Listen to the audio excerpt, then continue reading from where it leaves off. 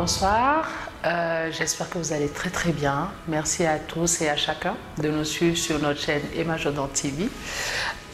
Merci pour vos commentaires et vos mails que j'ai reçus. Pour la première de Et si on en parlait, nous allons parler de relations toxiques. Qu'est-ce qu'une relation toxique? Comment peut-on la détecter? Et ne sommes-nous pas nous-mêmes une relation toxique pour d'autres?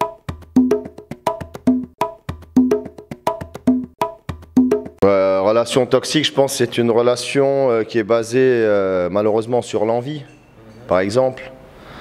On est, tout d'abord, on va dire, on est de l'énergie. Donc si la personne envieuse envers une autre personne dégage une énergie telle, je pense qu'elle pourrait faire que la personne enviée reçoive cette toxicité, on va dire. Mais sans le savoir ou... Je pense. Ça peut même arriver à être sans le savoir parce que c'est tellement une envie que la personne peut-être ne réussisse pas, n'arrive pas à ses objectifs, soit jalousée. Après voilà, les relations toxiques aussi, elles peuvent, je pense, être à base d'ego. Il y a trop d'ego. Donc je ne vais pas faire le pas de me mettre au niveau de mon interlocuteur, de vouloir comprendre, je vais le prendre de haut, je ne vais pas accepter de m'améliorer. Donc je vais rester sur mes acquis. Relations toxiques, ce qui me vient à l'esprit, c'est les relations, les tensions dans la famille, et surtout dans les relations conjugales, les relations entre mari et femme. Donc tout à l'heure, j'ai vu en titre sur les têtes de file du journal Le Soleil que le taux de divorce au Sénégal est en train de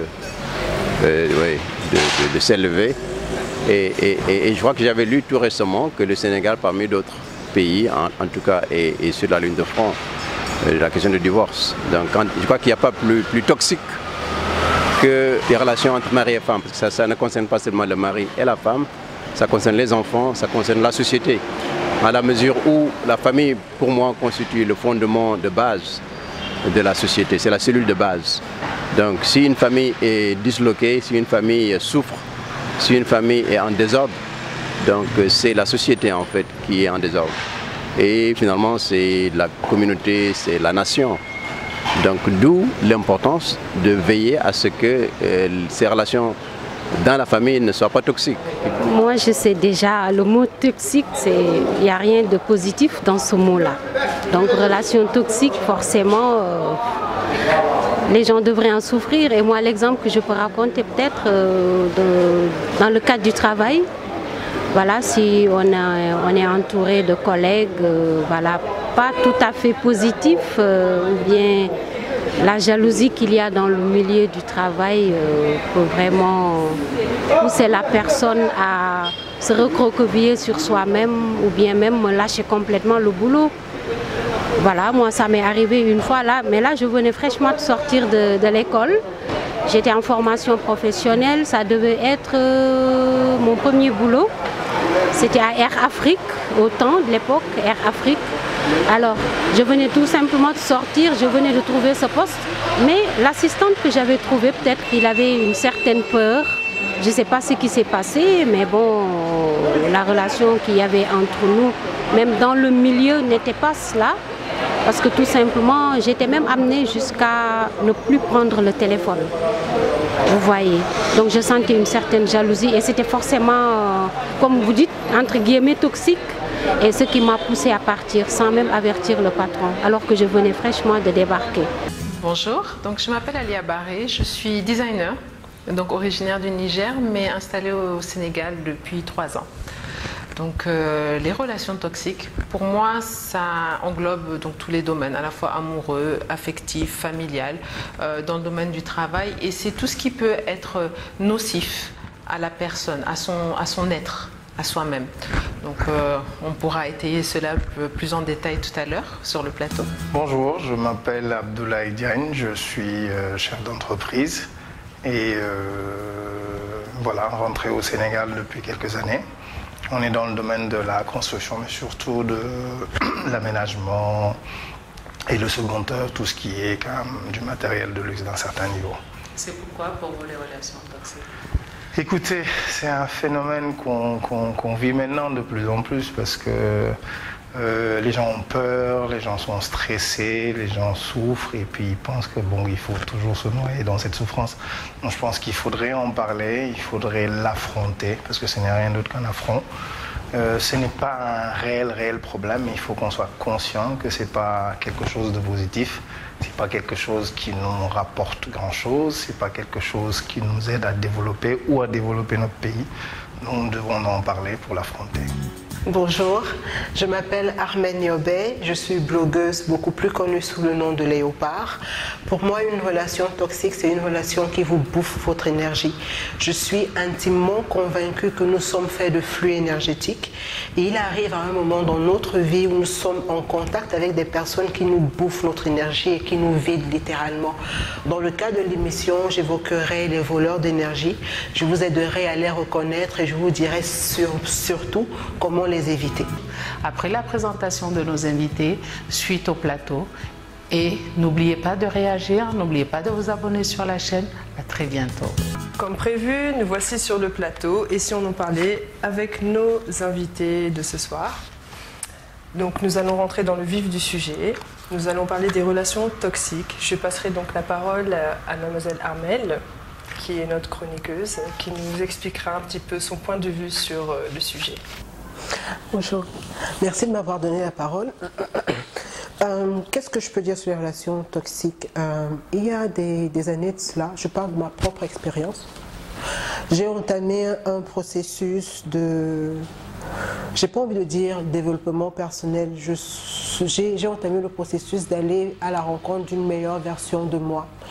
Donc ça veut dire que j'aspire à beaucoup plus de quiétude, à beaucoup plus de zénitude. Et au fur et à mesure de mon parcours, j'avais remarqué qu'il y a un certain type de personnes, on ne s'en rend pas forcément compte, on ne réalise pas l'impact au quotidien, mais c'est des personnes qui sont tout le temps en train de se plaindre. On a tous quelqu'un comme ça, il a tout le temps des problèmes, il ne lui arrive jamais rien de bien. Quel que soit ce que vous êtes en train de faire, il a toujours un avis critique dessus. On peut être critique, mais il faut savoir apporter des solutions. Critiquer pour critiquer n'est jamais constructif. Il y a des gens, ils n'ont que des problèmes. Quand ils vous verront, s'ils vous voient aujourd'hui, mon patron m'a énervé, s'ils vous voient demain, je me suis prise la tête au marché, ils ont tout le temps des problèmes. Et il y en a. Je pense que c'est le plus dangereux, c'est ce que j'appelle les extrapolateurs. C'est le genre de personnes avec qui vous vivez des ascenseurs émotionnels. Ça veut dire qu'il s'est cassé le doigt, il va vous dire qu'il s'est fait amputer le bras.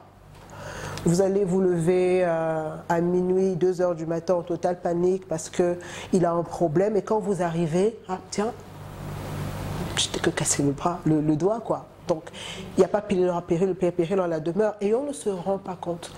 À vouloir aider ce genre de personnes, je ne dis pas qu'il ne faut pas aider, mais à vouloir aider ce genre de personnes, on finit par, j'aime dire, par se vider. Genre vous essayez d'élever quelqu'un quand vous sortez de là, mais c'est comme si vous avez couru le marathon de New York et puis vous êtes totalement vidé. Et ce n'est pas bon pour soi parce que j'estime qu'on est là pour se faciliter la vie, on est là pour s'apporter de bonnes choses. Mais être tout le temps en contact avec quelqu'un qui est négatif, avec quelqu'un qui est toxique, ce n'est pas forcément constructif pour soi quand on aspire à quelque chose de mieux. Nous allons donner la parole aussi à nos invités. Alors, monsieur Diane, qu'en pensez-vous ? Écoute, qu'est-ce que j'en pense? Je pense que c'est une réalité que nous vivons, mais je dirais plutôt qu'est-ce que nous faisons. Parce que je pense que si on parle de relations toxiques et qu'on doit en parler, comment ça vient, je pense que nous sommes au même niveau qu'eux. Parce qu'ils nous appellent pour se plaindre et ils nous cherchent parce qu'ils se sentent des victimes. Donc je pense qu'on devrait plus réfléchir pour comment résoudre ce problème. Et résoudre ce problème, peut-être ça peut donner un aspect d'être égoïste, mais je ne l'appellerai pas égoïste. Et c'est l'écoute d'abord, Parce que je pense que dans un premier temps, les gens ont besoin d'être écoutés. Et quand même, on a la possibilité d'écouter une personne une première fois et lui dire la vérité. La vérité, c'est prendre le temps de l'écouter et de lui dire la réalité des choses, de lui montrer l'aspect d'exagération de la situation qu'il faut relativiser. Il y a des solutions de rappel, hein. Il y a la religion, toutes les religions confondues nous rappellent que nous devons être positifs. La religion, c'est croire en quelque chose, avoir des objectifs et puis avoir aussi de l'espérance. C'est-à-dire, une fois qu'on a un objectif, il faut être convaincu que ça va se réaliser. Donc je parlerai beaucoup plus dans ce sens. Et puis, ce phénomène, on essaie de l'imposer, mais il y a des solutions pour le refuser, je pense. Je suis plus sur aider à se rendre compte de comment on est, parce qu'il n'est pas écrit quelque part qu'on se réveille, qu'on a des soucis, on est censé le transmettre à quelqu'un. Pour moi, ça fait partie de la méchanceté. Donc, mais par contre, c'est un phénomène culturel, c'est quelque chose qui est en train de se divulguer davantage. Les réseaux sociaux sont la propagande de ça, ça aide. Parce que maintenant, quand on se réveille, on déprime, on se prend une photo, on le met sur Facebook, je déprime. Après, il y a une série de consolations. Donc, du coup, il y a réponse à ce type de problème. Mais on ne l'affronte pas. Parce qu'on n'aide pas quelqu'un quand on partage le fait qu'il se sente victime. Parce qu'il y a toujours pire que ce qu'on est en train de vivre. Quand je me réveille le matin, je déprime parce que je n'ai pas d'argent. Il y a d'autres personnes qui sont malades, qui ne savent pas comment se soigner. Il y a des maladies qu'on a peut-être les moyens de se soigner, mais on n'a pas la possibilité de guérir ces maladies. Donc je pense que c'est l'affront.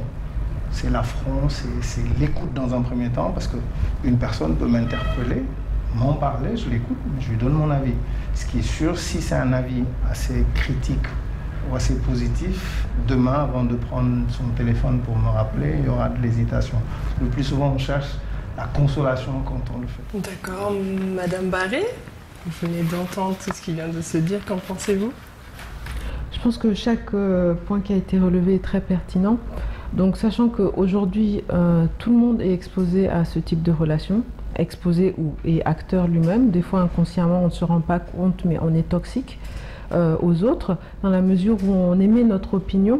On pense bien faire. C'est vrai que la société d'aujourd'hui, on a chacun nos opinions, nos manières de penser, et on pense pouvoir influencer l'autre positivement. Genre, peut-être qu'il ne s'est pas rendu compte ou quoi que ce soit. Moi, des fois, je suis exposée à cela en tant que designer même, où je rencontre quelqu'un, je vois la manière dont elle est habillée et je me dis, oula, c'est pas... devrais-je lui dire que ça ne convient pas, à son morphotype, comment elle est habillée ou quoi. Mais après, c'est là aussi où intervient la notion de liberté, d'individualité. Comme on dit, la liberté des uns s'arrête là où commence celle des autres. Donc si cette personne se sent bien comme elle est, quel est mon droit de lui dire, par exemple, ta manière de t'habiller ne te va pas ou c'est pas beau? Donc ça, des fois, c'est difficile. Parfois, on me dit, mais c'est ton ami. Il est arrivé qu'on me dise, mais ton ami, t'as vu comment elle est habillée? T'es styliste, dis-lui. J'ai dit, mais si elle se sent bien, quel est mon droit? L'universalité de l'opinion, il faut que les gens comprennent que à partir du moment où une personne s'épanouit de cette manière, il faut respecter cette personne dans son individualité et dans son unicité. On ne peut pas plaire à tout le monde, heureusement. Heureusement, et il faut respecter les autres. Donc on parle parfois de vérité, dire des vérités aux gens, mais j'ai lu une fois que la vérité sans tact équivaut à de la cruauté. Donc toute vérité n'est pas bonne à dire, ou en tout cas n'est pas bonne à dire à l'état brut. Il y a des manières d'amener les choses, il y a des manières de faire comprendre son opinion avec sincérité, mais avec également beaucoup d'empathie. Donc je constate au quotidien aujourd'hui que les gens n'ont plus cette empathie. De par les réseaux sociaux, les gens se donnent le droit de dire ce qu'ils veulent, comme ils veulent, à travers un écran. Donc il y a une forme d'invulnérabilité parce que voilà, ils peuvent dire des choses, mais sans se rendre compte de l'impact qu'ils peuvent avoir, de la blessure qu'ils donnent aux gens, qui parfois sont profondes. Et ce n'est pas à vous de juger. Moi, parfois, on me dit, on me catégorise comme quelqu'un de sensible. On me le répète tout le temps. Parfois, on me dit des choses qui me blessent. Cette chose peut être considérée comme insignifiante, mais pour moi, c'est dur parce qu'elle touche à mon individualité. Elle touche à mon être. Donc, respecter cette individualité, oui, on peut prendre des critiques constructives, mais des critiques bienveillante. Donc moi, le conseil que je donnerais à tout un chacun, donc parce que chacun, il ne faut pas se voiler la face, chacun de nous porte une forme de toxicité, même à ces enfants, lorsqu'on n'arrête pas de les recadrer, de leur dire fais ci, fais ça, nous bloquons l'épanouissement et l'individualité. Mais lorsque nous faisons une critique bienveillante, constructive et bienveillante, en n'incluant que son opinion. Donc moi, parfois, les gens me disent quelque chose. Et je lui dis oui, c'est ton opinion, merci de ton opinion, je la respecte, mais voilà, je n'en tiendrai pas compte. Il arrive des situations, par exemple mes collections, lorsque je réalise une collection, personne ne voit ce que je fais. Je n'attends que peut-être la veille, quand je ne peux quasiment plus rien toucher, pour montrer aux gens, parce que je ne veux pas être exposée à ça. Parce que parfois les gens, tout le monde aura toujours quelque chose à dire. Le soleil est trop chaud pour l'une, pas assez, trop chaud, il y aura toujours quelque chose à dire. Comment reconnaître un comportement abusif, toxique? Je pense que c'est beaucoup plus dans la dose. Quelqu'un qui est intrusif, quelqu'un qui est possessif, maladif, c'est quelqu'un qui va essayer de vous bouffer votre espace. Quelqu'un qui est... Je prends un exemple. J'ai vécu des relations où, comme je le disais, la personne n'a que des problèmes. Mais vraiment, tout est noir, tout est dramatique. Il a plu 10 minutes, pour elle, il a plu à verre, c'était le déluge. Mais ça vide. On se retrouve avec ces personnes-là, tout ce qu'on a envie de faire, c'est dormir, c'est manger comme gargantua pour se charger parce que quand on sort d'une conversation avec elle, on se sent mais littéralement vidé. Tout à l'heure, je disais, tu vois le téléphone qui sonne, tu dis, c'est bon, elle va encore me saouler. Et qu'on arrive déjà à ce genre d'extrême, c'est que quelque part, il y a quelque chose qui n'est plus sain dans la relation. Cette personne qui vient, oh, j'ai un problème de 5 000 francs aujourd'hui, j'ai un problème de 10 000 francs demain. Au bout d'un moment, on se dit, come on.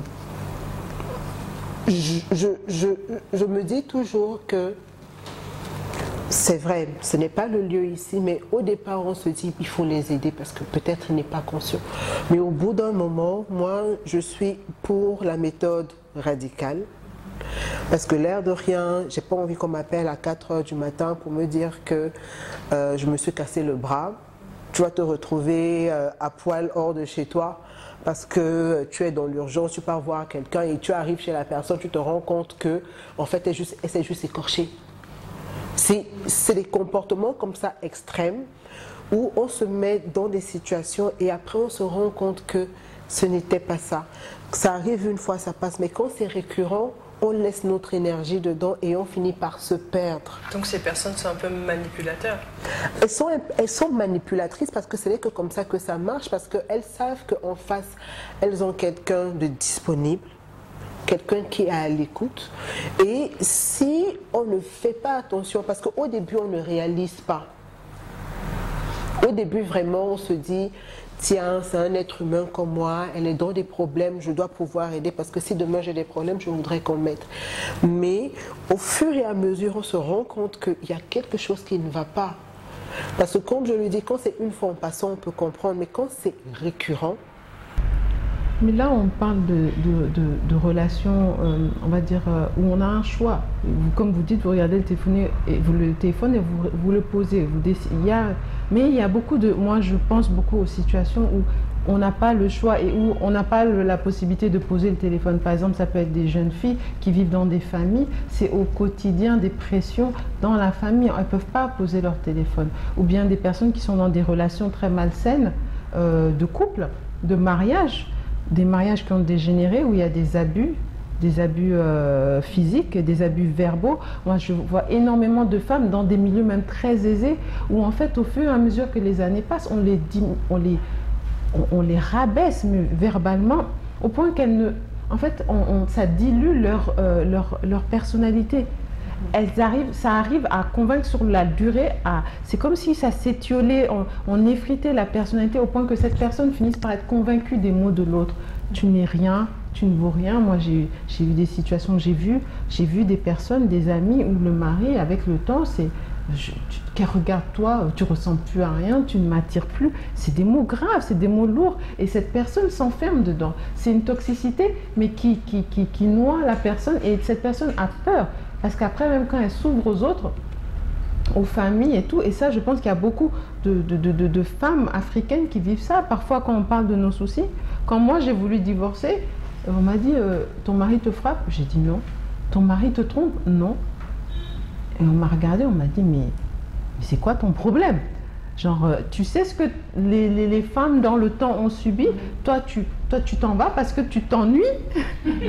Tu t'ennuies, c'est pas une raison, mais tu n'es pas bien. Donc pour dire le niveau de ce que les femmes africaines subissent au quotidien, de cette toxicité, mais pour elles c'est normal. Elles peuvent même pas se dire que je peux exister par moi-même, je peux ne pas accepter qu'on me traite pas bien ou que, par exemple, que je dise qu'on ne me trompe pas, ou qu'on ne me rabaisse pas, je suis un être humain et je suis l'égal de mon mari. Certaines peuvent se dire c'est pas possible. La famille même va dire non, tu peux pas partir. Si tu pars, tu seras seul, tu seras exposé. Donc parfois cette force de pouvoir sortir demande énormément d'énergie, de pouvoir sortir de cette toxicité qui est empreinte même dans nos cultures. Donc les relations de pervers narcissiques, là aussi, on peut continuer. Voici un écoute. Là, je sais que je suis en minorité, mais en réalité, non. Alors moi, je ne sais pas, je suis entièrement d'accord. C'est-à-dire quand on parle des cas, et surtout des gens qui ne se rendent pas compte qu'ils le sont. Mais je suis pour la solution, je suis contre, je le refuse. C'est-à-dire, il y en a qu'on doit aider. Des personnes, mais aussi il faut une philosophie de vie, il faut une règle de vie. Il y a un proverbe sénégalais qui dit que quand tout le monde dit que tu es parfait, mais c'est parce qu'il y a de l'hypocrisie. On ne peut pas satisfaire tout le monde. Et il y a des moments aussi où on n'est pas en mesure de les satisfaire, parce que où on essaie de les satisfaire et on oublie ceux qui ont le droit ou biologique, ou je ne sais pas, en tout cas d'être satisfaits. Donc moi, je le prendrai dans un autre angle. Comment on peut les aider? C'est la chose la plus difficile. J'ai parlé d'écoute, c'est pas tout le temps l'écoute qui règle le problème. Mais ce qui est dramatique, c'est les gens qui le sont sans le savoir. Et peut-être que nous-mêmes, on peut l'être parfois. Parce que il t'arrive de t'enfermer dans ton, je sais pas, quelque part, où tu parles avec le miroir, ou c'est ça dans des moments de joie ou des moments difficiles. Hein. Et donc, c'est une façon d'extérioriser ce qu'on a et de rester peut-être positif. Il y a toujours des solutions. Mais je refuse qu'on en fasse, je sais pas moi, que ce soit une fatalité. Je refuse écoute, voilà, vous avez vu ce que nous vivons, qu'est-ce qu'il y a. Alors moi, je dis que tout ce que nous vivons, il y a une solution. Donc, je suis un éternel positif, excusez-moi. Oui, je suis un éternel positif, mais je pense qu'il y a son comportement. Tout à l'heure, quand j'ai parlé de religion, je suis loin de parler de religion pour basons-nous sur la religion. C'est-à-dire c'est un point de départ de toute personne qui même ne croit en rien. Base de départ de comment on veut faire. Et notre comportement. Je pense qu'aujourd'hui, même sur ce plateau, on a été invité parce que chacun de nous reflète quelque chose, en tout cas qui est similaire au débat. Ou positif ou négatif, j'espère positif. Positif, je pense. Donc du coup, c'est ça qui est important. Et parfois aussi, donner des conseils peuvent être blessants. Je refuse. Alors ma grande, je t'aime bien, mais aujourd'hui, par exemple, je me sens visée. Ah non, non, du tout, loin de là, c'est un exemple. Alors, écoute, vraiment aujourd'hui, je suis en plein débat, je suis en train de négocier quelque chose de très important et il me faut rester positif pour être dans mes... Et cette personne, peut-être qu'on a un moment, on ne l'a pas écouté, mais ça peut lui faire du mal comme ça peut lui faire du bien. Il faut qu'on arrête nous aussi à chaque fois qu'il y a quelque chose qu'on veut plus nous-mêmes le dramatiser. Ça, c'est l'écoute sentimentale. Ah non, il m'a appelé, il y a un problème, son mari l'a frappé, il y a quelqu'un. Non. C'est-à-dire quand on va aider cette personne, il faut l'affronter. refusent parce qu'il y a des gens, par peur, imposent leur négativité ou leur toxicité, je suis un peu italien là, aux personnes, mais c'est par peur. Vous avez des Nous vivons...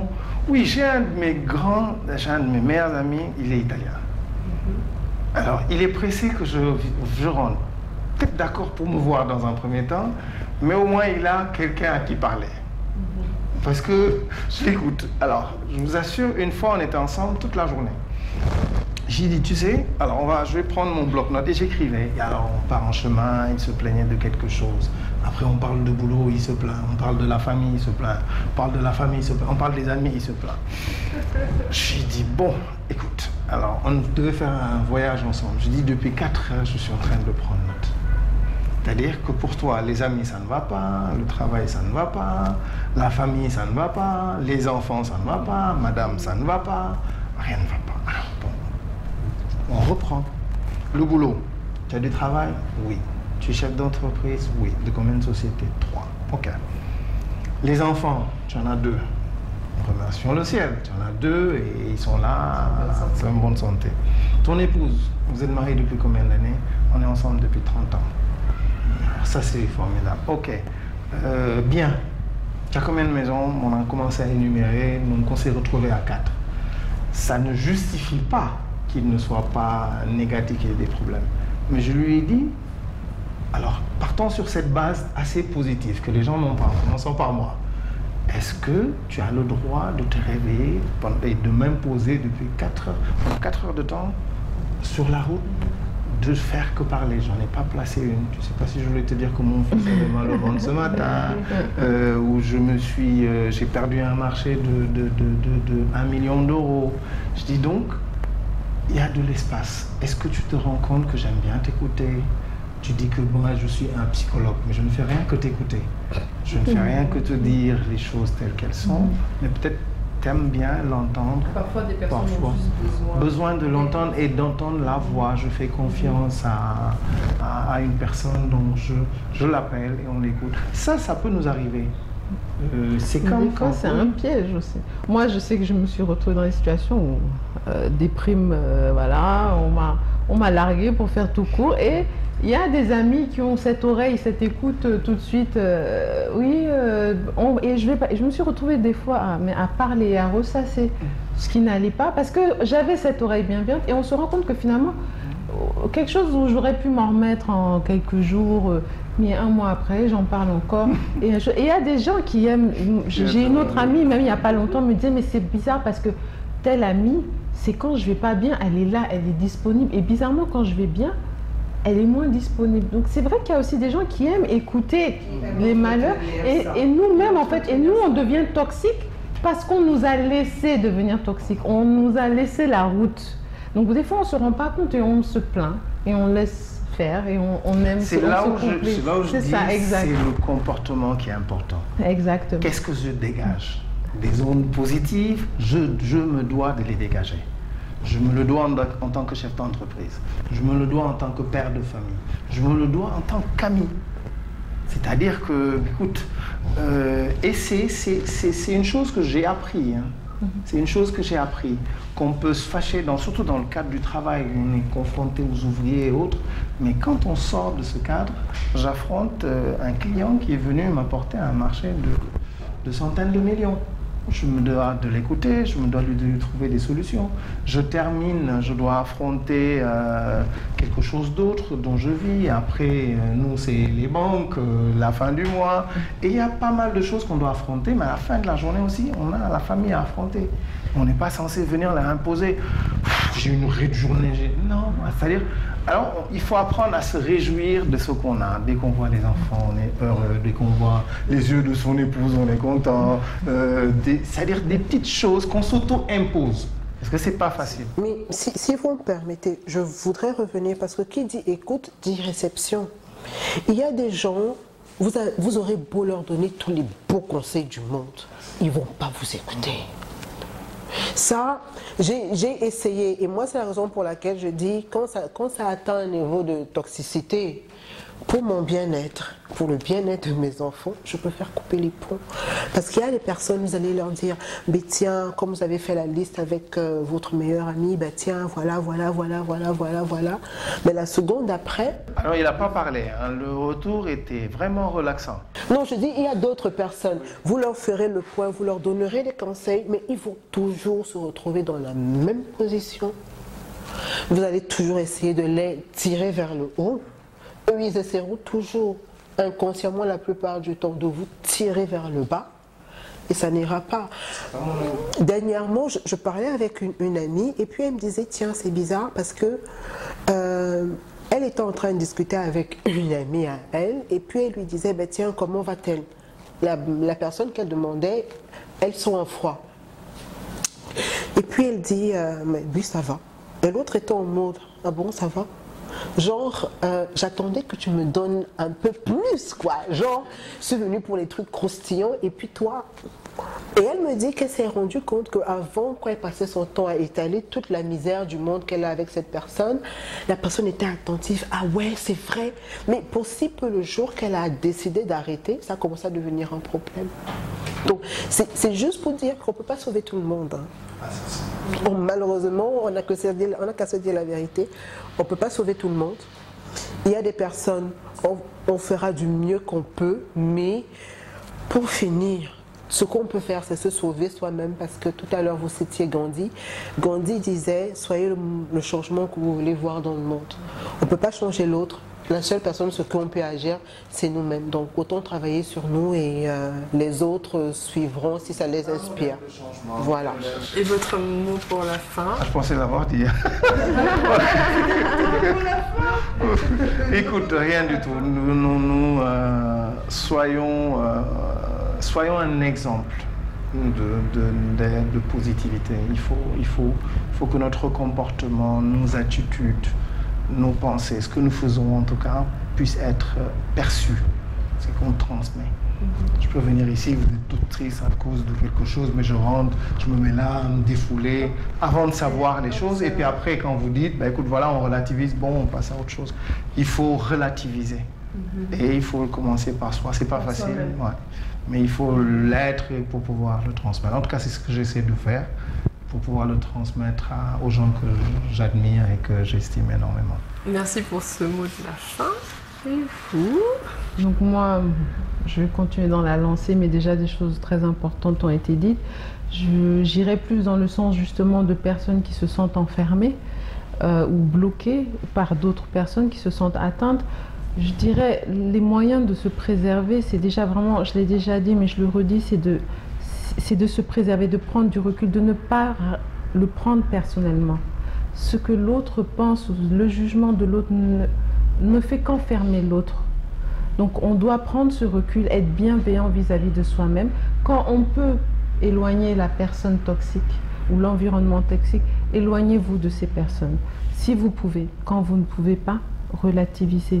Soyez bienveillants, dites-vous que si ces personnes sont dans cette situation, c'est peut-être qu'eux-mêmes ont leurs propres démons. Vous ne pouvez pas gagner toutes les batailles, il faut choisir ces batailles. Et les vôtres sont les plus importantes. Avant tout, vous préservez, vous immunisez. Et quand vous êtes dans une relation, par exemple avec un homme ou avec un patron, où il y a un effet de destruction ou un effet de soumission, ce n'est pas acceptable. Aucun être humain ne mérite d'être rabaissé vis-à-vis d'un autre. Donc ce n'est pas évident, mais parfois il faut prendre le courage. Si ce n'est pas en une étape, en tout cas ne pas accepter de se soumettre et ne pas accepter de compromettre ses valeurs juste par rapport à l'opinion d'une autre personne. C'est inacceptable. Je le répète, c'est inacceptable. Et même si on se sent impuissant, il y a des solutions, il y a des aides. Il faut chercher cette aide. On peut trouver, il existe des solutions, des associations, des personnes à votre écoute, la famille, et prendre son courage. Des fois c'est dur, mais mon mot de la fin, ce sera que parfois la peur du loup est parfois plus effrayante que le loup lui-même. Donc affronter ses peurs et aller de l'avant et faire ce qui est bon pour soi. Voilà. Merci beaucoup. Je vous remercie d'être venu sur ce plateau et d'avoir répondu à toutes ces questions.